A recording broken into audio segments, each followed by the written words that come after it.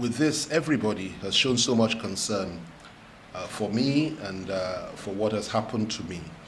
I thank them, and I thank them for standing by me throughout this very difficult period. Well, let me just get to the facts, because I know you will have quite a few questions. It's a very simple thing, really.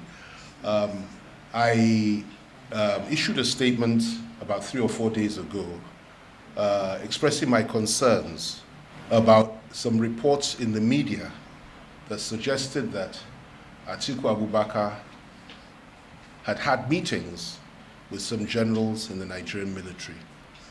And based on that, I now raised questions and asked what he was doing, why he was doing it, and so on and so forth. And I suggested that it is possible, if true, and that's the most important thing, if true, that there's a wider script, a hidden agenda, which would not augur well for this country. The text was seen by millions of people all over the world, and of course it raised something of an alarm. The following day, the military authorities responded by saying that there was no such meeting, no such plan, nothing like that was in the offing, and they are great defenders of democracy, and so on and so forth. I think most of you would have seen that statement. At 6 a.m. the following morning, I now issued another tweet in which I welcomed the clarifications made by the military.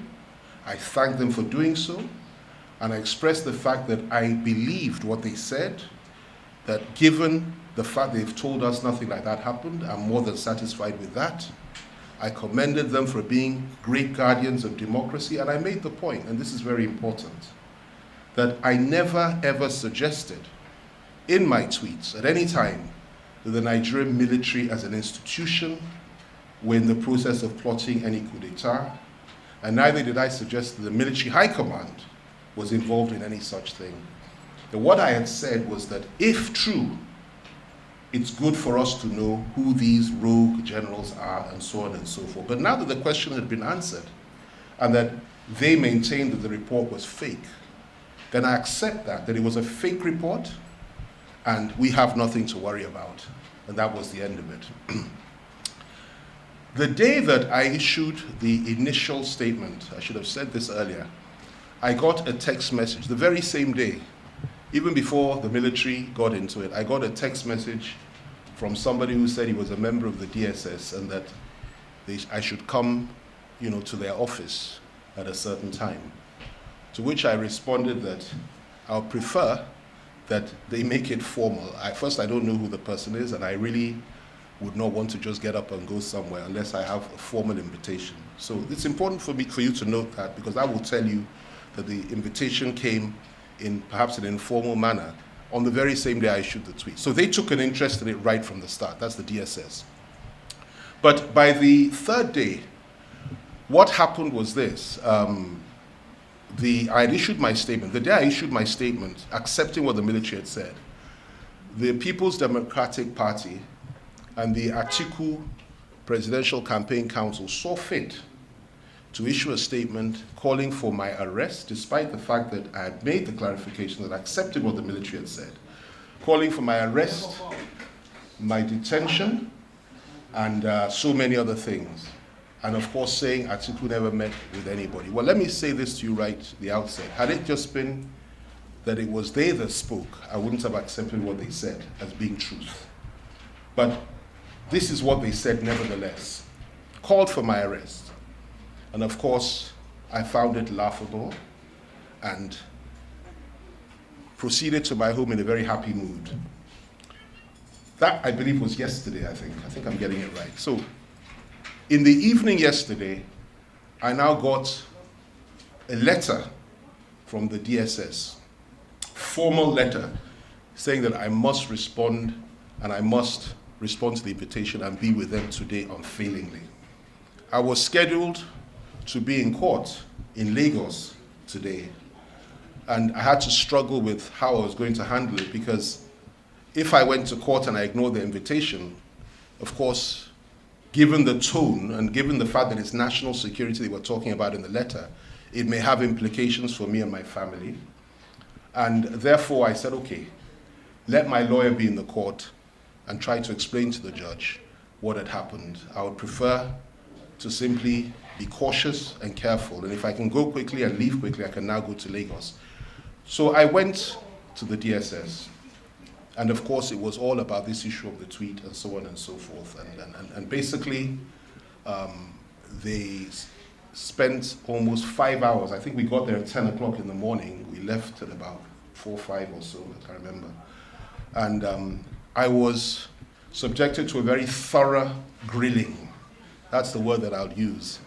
The word I'll use is grilling. They were very, very thorough.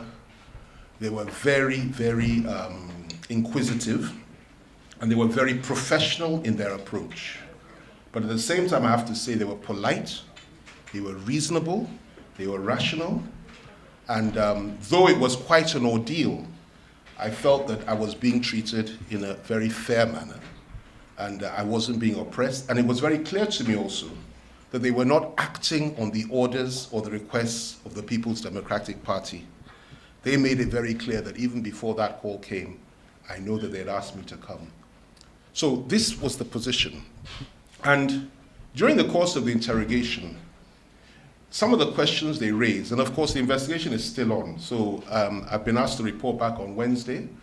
And possibly I'll be going back there once a week. I think it's left to them, but they suggested to me until they now decide whether they feel the need to take the matter up and charge me to court, or whether they feel that I've done nothing wrong. But during the course of the discussion, I think it's fair for me to mention one or two things.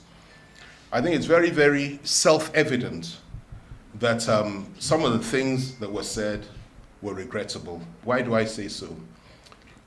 When news comes out, like somebody's meeting with army officers, perhaps one should have not simply said it and believed it and accepted it, or even said, well, even if true.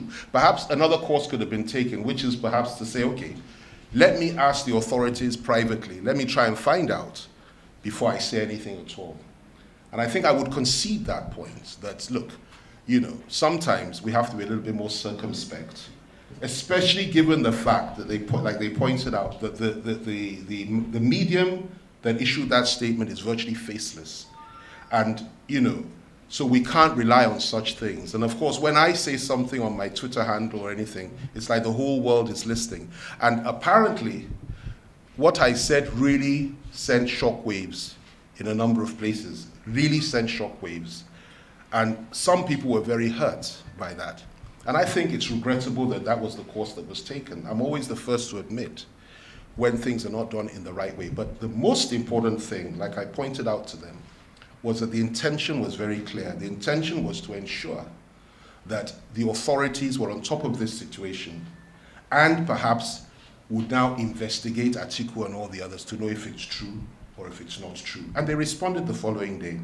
So I think that was really where there was a source of angst on their part, that, look, we could have handled it differently. And of course, there were one or two other issues. But the most important thing is this.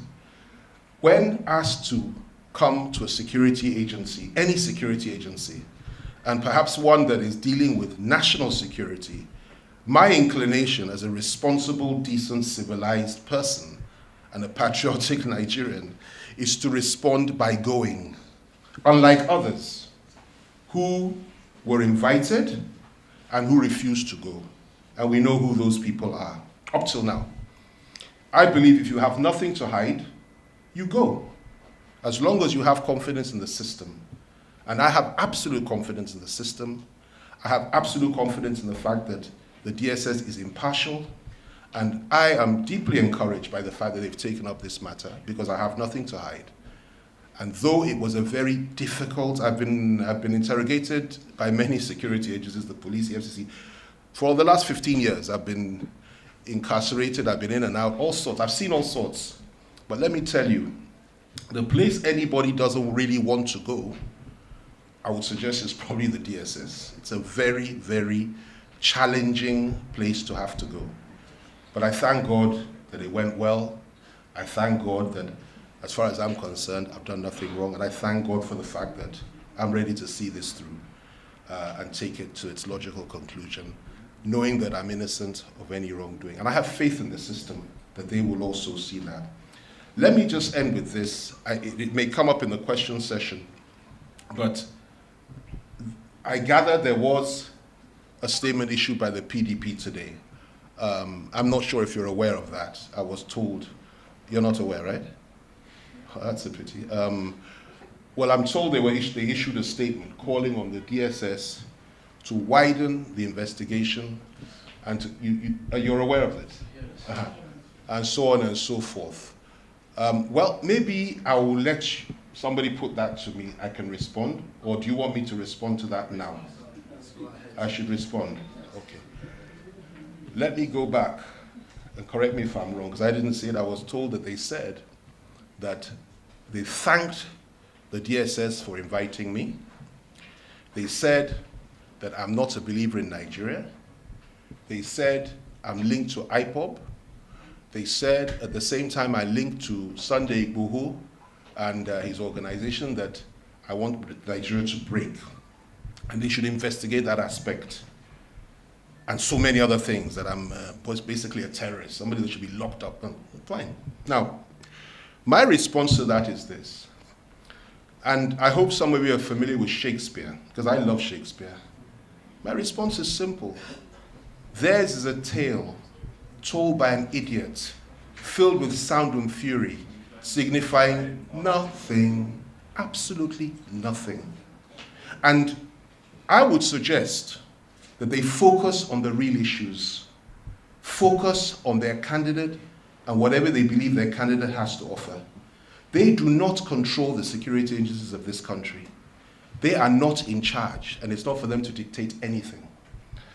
If anybody should be investigated, arrested, prosecuted, and jailed, it should be their presidential candidate. Why?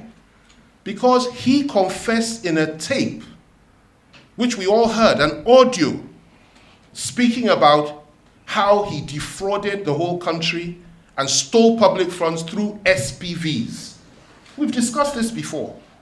So before any of them will cast aspersions against any of us, whether our candidates, our media directors, our party, or any of our party leaders, let Atiku come and explain this SPV, and let him subject himself to investigation, just as I have done. And let others that have refused to go to the DSS when they were called in, let them show a bit of courage. You know who these people are. I don't want to mention names. Let them display a little bit of courage. Let them also go and subject themselves to investigation. And let's see what will happen. You know the difference? They have something to hide. But those of us that have nothing to hide will always go forward boldly when we're called upon to do so, especially where the agencies involved are impartial, professional, clear-thinking, and very, very thorough. So thank you very much, ladies and gentlemen. I think that's all I have to say for now. Thank you.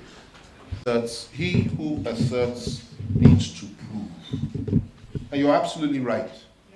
Under normal circumstances, you're absolutely right. And of course, if I assert something, I've never been known not to be ready to prove what I've said, no matter what. Now, in this case, I think you need to be very clear. Go and read the tweet. I didn't assert anything. What I said was that I read something somewhere. Somebody else asserted something, not FFK. And that assertion that was made gave me, FFK, and millions of Nigerians deep concerns. That if true, in other words, I'm saying to you and to the world, I don't know whether it's true or not. I'm a lawyer, and I'm very careful with the words I use when I write, when I speak, so that I can defend myself. I said, if true, then A, B, C, D, E. Then I'm concerned. Could it be this? Could it be that? I asked a series of questions. I didn't make any assertions. Now, that's all. Now, despite that being clear in my mind and in the minds of millions of people, it was still appropriate, in my view, for the DSS to step into this, because they were also concerned that, listen, you said this, what's going on? Come and explain to us. I do not blame them for that at all. I don't blame anybody for asking me questions and saying, why did you say this? And that's why I was so ready and happy to go there. And I've told you, I didn't go there for fun. I've told you, I don't use words lightly. It was a grueling experience, which I would not wish on my worst enemy. Because they are very thorough people. And they had a lot of information about me before I got there, and they went deep. So that's all I'm prepared to say about that. But no assertion, no. Commentary, yes. Questions asked, yes. But I made no assertions, and I just wanted us to be clear about